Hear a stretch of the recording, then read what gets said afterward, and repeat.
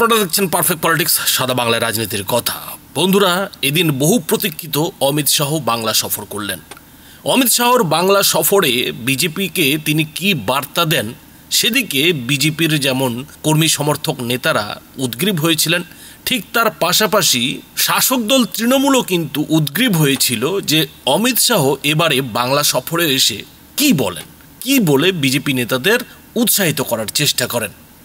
আর যেটা দেখা গেল যে অমিত শাহ বাংলায় এসে যে কয়েকটা বিষয়ের উপরে জোর দিলেন, সেই কয়েকটা বিষয় হলো যে অনুপ্রবেশ যদি ঠেকাতে হয়, বাংলাদেশ থেকে যে অনুপ্রবেশ পশ্চিমবঙ্গের উপর বোঝা হয়ে দাঁড়িয়েছে, তো সেই অনুপ্রবেশ যদি ঠেকাতে হয় তাহলে 2026-এ মমতা বন্দ্যোপাধ্যায়ের সরকারকে উৎখাত করতে হবে এবং উপনির্বাচনের বদলে তিনি 2026-এর যে বিধানসভা ভোট, সেই বিধানসভা ভোটকেই কিন্তু পাখির চোখ করার একটা বার্তা রাজ্য বিজেপিকে মানে শুভেন্দু সুকান্তদের দিয়ে দিলেন।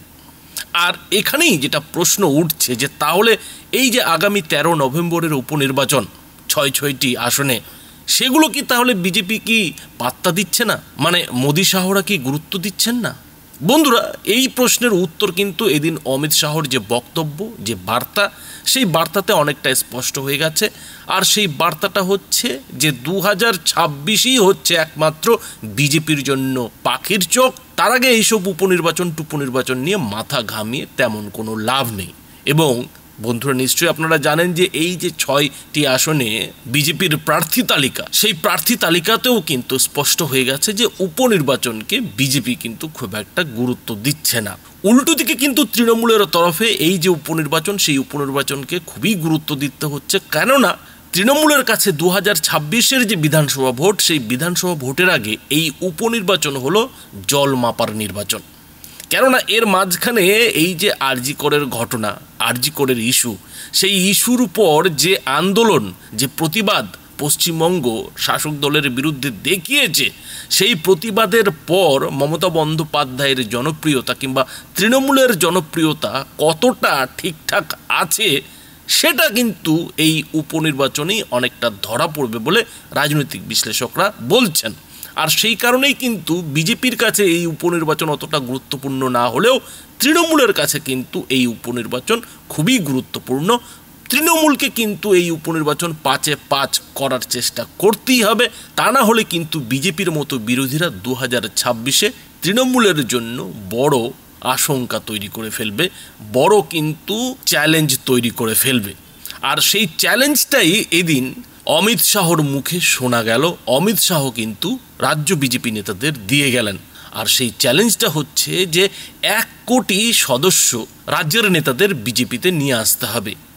1 কোটি সদস্য কিন্তু পশ্চিমবঙ্গ বিজেপিকে সংগ্রহ করতে হবে। আর এই যে 1 কোটি সদস্য সংগ্রহের অভিযান, এই অভিযানের মধ্যেই কোথাও যেন 2026-এর যে বিজেপির রণকৌশল, সেই রণকৌশলটা লুকিয়ে রয়েছে বলে মনে করছেন রাজনৈতিক বিশ্লেষকরা। আর সেই রণকৌশলটা কি? বন্ধুরা, আপনারা হয়তো খেয়াল করেছেন যে শুভেন্দু অধিকারী কিন্তু বারবার এ রাজ্যের হিন্দুদের একাট্টা করার কথা বলছেন। তিনি কিন্তু এদিনও অমিত শাহর সামনে একবারে সল্টলেকে যে বিজেপির অফিস, সেই অফিসে যে সদস্য সংগ্রহের অনুষ্ঠানের সূচনা, সেই সূচনা অনুষ্ঠানেও কিন্তু এই রাজ্যের হিন্দুদের একাট্টা করার কথা বলেছেন। তিনি কিন্তু উদাহরণ দিয়ে বলেছেন যে নন্দীগ্রামে এই ফর্মুলাতেই তিনি মমতা বন্দ্যোপাধ্যায়কে হারিয়েছিলেন। তিনি 65% হিন্দুদের একাট্টা করতে পেরেছিলেন বলেই কিন্তু মমতা বন্দ্যোপাধ্যায় নন্দীগ্রামে হেরে গিয়েছিলেন। পাশাপাশি তিনি এটাও জানালেন যে একই ফর্মুলায় তিনি এই যে হাইকোর্টের প্রাক্তন বিচারপতি অভিজিৎ গাঙ্গুলি, তাকেও জিতিয়ে এনেছেন।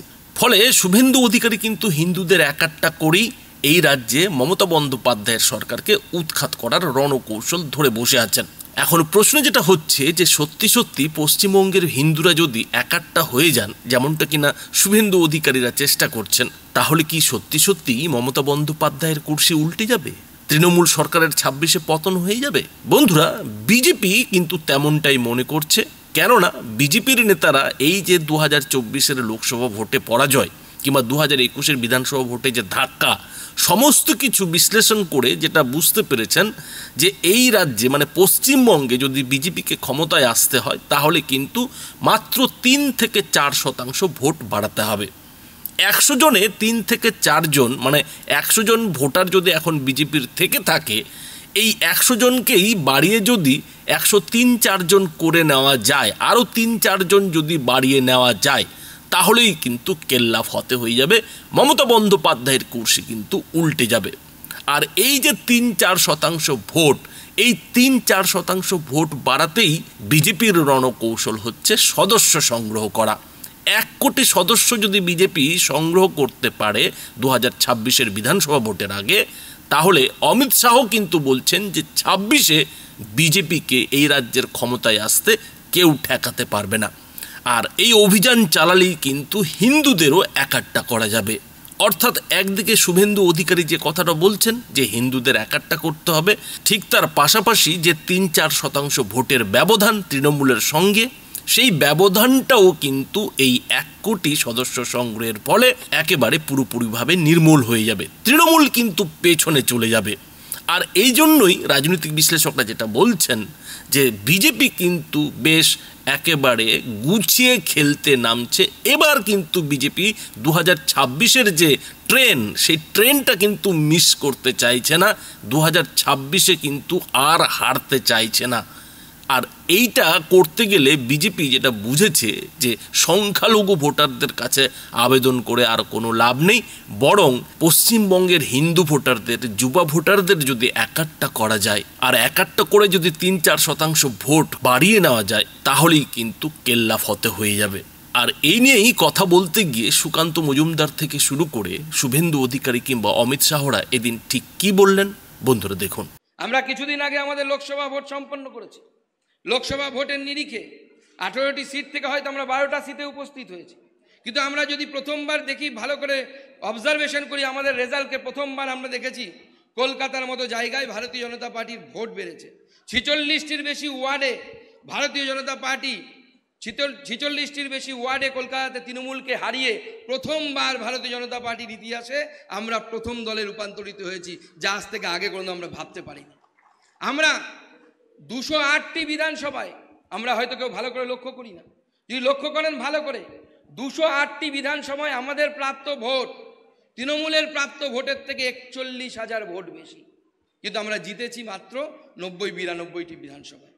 কিন্তু 208টি বিধানসভা যদি টোটাল ভোট, বিজেপির প্রাপ্ত ভোট আর তৃণমূলের প্রাপ্ত ভোট যদি আমরা যোগ করি, তাহলে দেখতে পারবো 208টি বিধানসভায় আমরা তৃণমূলের থেকে 0.1% ভোট বেশি পেয়েছি এবং 41,000 বেশি ভোট পেয়েছি। তাহলে কি হলো, কেন আমরা এতগুলো কম বিধানসভাতে জিতলাম বা লোকসভাতে জিতলাম? 18টি সিট এরকম আছে যাতে দেখা যাচ্ছে 5,000-এর কম ভোটে আমরা হেরে গেছি। 29খানা সিট এমন আছে যাতে আপ টু 10,000 ভোটে আমরা হেরে গেছি। এই 18 এবং 29 এবং তার সাথে 15,000 অবধি যে সিটগুলোতে আমরা হেরেছি 15,000-এর ব্যবধানে, সেই সিটগুলোকে নিয়ে যদি আমরা এখন থেকে প্ল্যানিং করতে পারি এবং আমাদের বেশি না 3 থেকে 4% ভোট যদি আমরা বাড়াতে পারি, 26-এ ভারতীয় জনতা পার্টি সরকার তৈরি করবে, সেটা কাউকে বলে দিতে হবে। প্রত্যেক দিন আমি পার্টির নির্দেশে আপনাদের সঙ্গে থেকে বিধানসভার ভিতরে এবং বাইরে আমরা লড়াই করি।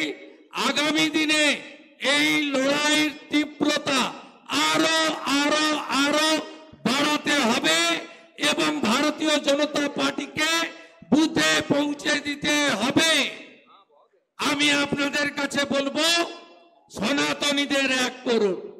আমি আমার নিজের বিধানসভা কেন্দ্র নন্দীগ্রাম, যেখানে পার্টি আমাকে লড়িয়েছিল মমতা ব্যানার্জিকে হারানোর জন্য, আমি 2021-এ 65% হিন্দুকে এক করেছিলাম, 1956 ভোটে মমতা ব্যানার্জিকে হারিয়েছিলাম। এবারে আমি 72% হিন্দুকে এক করেছি নন্দীগ্রামে। আমাদের প্রার্থী অভিজিৎ গাঙ্গুলি 8,200 ভোট লিড পেয়েছে ওখান থেকে। আসুন আমরা সবাই মিলে এই বাংলার 80% হিন্দুকে ঐক্যবদ্ধ করে এই রাজ্যের এই যে জঙ্গল রাজ খতম করি। পশ্চিমবঙ্গকে দ্বিতীয় বাংলাদেশ হতে দেব না। ডক্টর শ্যামাপ্রসাদ মুখার্জি হিন্দুদের জন্য এই পশ্চিমবঙ্গ দিয়ে গেছেন, এই পশ্চিমবঙ্গে অন্য কিছু করতে দেব না। এটাই আমাদের আজকের শপথ। তাই হরিয়ানা দেখিয়ে দিয়েছে, হরিয়ানাতে বাঁটেगा तो काटेगा, एक रहेगा तो नेक रहेगा স্লোগানে সবাই ঐক্যবদ্ধ হয়েছে। তাই हरियाणा का जीत हमारी है, 26 में बंगाल का बारी है। हरियाणा का जीत, हरियाणा का जीत, हरियाणा का जीत, हरियाणा का जीत 26 में, 26 में, 26 में जीतना होगा। उसकी पहले झारखंड भी दिलाना होगा।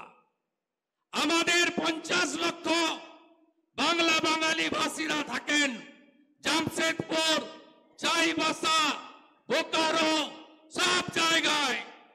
ঝাড়খণ্ড জিতব, তারপরেই বাংলা দখল করব আমরা।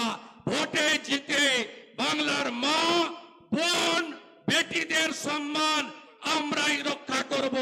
বিজেপির একমাত্র স্লোগান সুরক্ষা और सुशासन। भारतीय जनता पार्टी का कार्यकर्ता बनना ये राजनीति में ऊपर चढ़ने की सीढ़ी नहीं है, राष्ट्र को महान बनाने की यज्ञ में आहुति बनना है।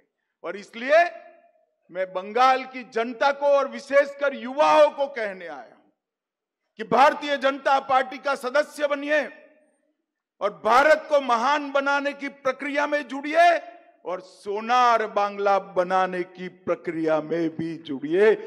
बंगाल में भारतीय जनता पार्टी का सदस्य बनना मतलब कवि गुरु की कल्पना का बंगाल की रचना करना है, सुभाष बाबू की कल्पना का बंगाल की रचना करना है। बंगाल के युवाओं को कहने आया हूं, एक सीमांत राज्य है, सीमांत राज्य के अंदर घुसपैठ जिस तरह से स्टेट स्पॉन्सर घुसपैठ हो रही है उसको रोकना है तो इसका एकमात्र रास्ता है कि 26 में भारतीय जनता पार्टी की सरकार है।